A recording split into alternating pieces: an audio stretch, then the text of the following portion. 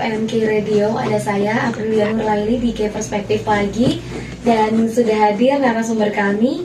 Pagi ini ada Bapak Ahmad Ganevo sebagai sosiolog dari FISIP Universitas Jember. Selamat pagi Pak Ganevo. Selamat pagi, Mbak. Gimana kabarnya Pak Ganevo? Ya, alhamdulillah baik. Sehat, Mbak. Ya. Sehat ya, alhamdulillah. Sehat. Salam sehat untuk semua ya. Salam sehat juga untuk kami Bapak. Dan terima kasih sudah meluangkan waktunya untuk hadir untuk membahas salah satu topik yang dari kemarin ramai di semua sosial media ya Pak ya. Ini ada kecelakaan maut yang menewaskan 11 orang ya di Pantai Payangan Jember. Nah, ini kondisi di sana ketika kemarin kejadian itu seperti apa sih Pak? Bisa digambarkan nggak? Mungkin Pak Ganevo sedikit banyak tahu di sana.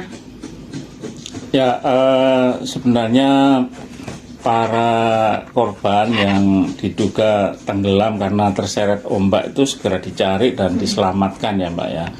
Dan petugas di sana atau warga di sana sudah menemukan sejumlah berapa orang itu 11 atau berapa yang dilaporkan ke Polsek dan lain-lain itu. Dan yang lain masih dicari belum ditemukan. Nah, pencariannya itu dilakukan oleh tim gabungan ya, dari Polsek atau mungkin Polairut yang ada di sana dan warga setempat. Nelayan-nelayan tuh biasanya juga partisipasi untuk mencari korban ya. Dan segera yang ketemu bisa diidentifikasi atau dilarikan ke rumah sakit dan sebagainya gitu. Jadi kondisinya memang sangat panik ya warga setempat, walaupun sebelumnya sudah tahu kalau ada sejumlah orang yang melakukan ritual yang berbahaya di laut, di Pantai Payangan itu. Oke. Nah, informasi yang beredar bahwa rombongan yang tenggelam atau yang terdampak kemarin itu akan melakukan ritual gitu Pak ya. Apakah benar? Ya. Ritual seperti apa sih yang dimaksud Pak Ganevo? Ya, informasi yang saya terima itu ritual dari suatu kelompok tertentu ya, yang ya informasinya simpang siur. Kalau di media itu ada yang mengatakan itu ritual untuk untuk mendapatkan kesaktian, pesugihan dan sebagainya. Tapi kayaknya enggak. Itu menurut informasi yang saya tahu itu ritual untuk pembersihan diri. Atau biasanya kalau di dalam istilah yang populer itu ruatan. Ruatan yang dilakukan oleh kelompok pengajian tertentu atau sekte tertentu ya, yang dilakukan di pantai. Atau dengan cara melakukan kumkum, berendam ya, berendam di pantai begitu. Itu dan yang saya tahu ya. Itu ritualnya dilakukan di waktu-waktu tertentu dengan tujuan apa? Mungkin bisa dijelaskan Pak Ganevo, karena kan banyak sekali informasi yang beredar. Ada yang bilang meditasi, ada yang bilang seperti itu. Ya, memang kalau di dalam kelompok Islam tertentu ada yang percaya ya bahwa suatu ritual, apakah meditasi atau ruatan dan sebagainya, itu bisa dilakukan di pantai atau di laut dengan cara kumkum. Tetapi sebenarnya itu bukan syariah yang resmi.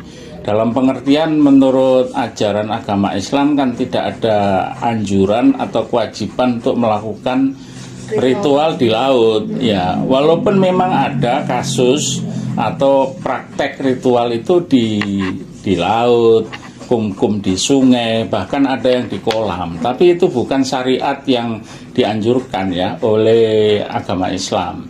Nah, kalau ada kelompok tertentu melakukan hal seperti itu ya mungkin ada pengalaman yang kemudian diterapkan ya. Dan menurut saya memang ada ya anjuran ritual yang dilakukan oleh penganut Islam itu di luar ruangan, misalnya di luar masjid. Kalau sholat Idul Adha, Idul Fitri itu kan memang sunnahnya ada di luar masjid. Tetapi boleh juga di dalam masjid.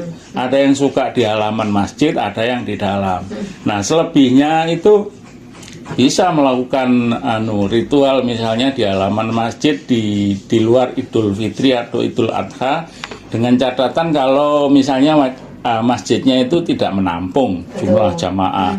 Misalnya kalau Mbak umroh ya ke Mekah itu ya, atau ke Masjidil Haram beribadah di sana, kalau jumlahnya melebihi kapasitas kan jamaah itu dibolehkan menggelar tikar atau Di luar, beribadah ya. sholat di luar Masjid Nabawi juga boleh gitu. Tetapi kalau masih ada tempat di dalam, sebaiknya melakukan dalam ibadah aja. di dalam masjid. Oke. Ya, memang dulu juga diceritakan ya bahwa Nabi Muhammad Shallallahu Alaihi Wasallam itu kan mendapatkan wahyu kan di gua.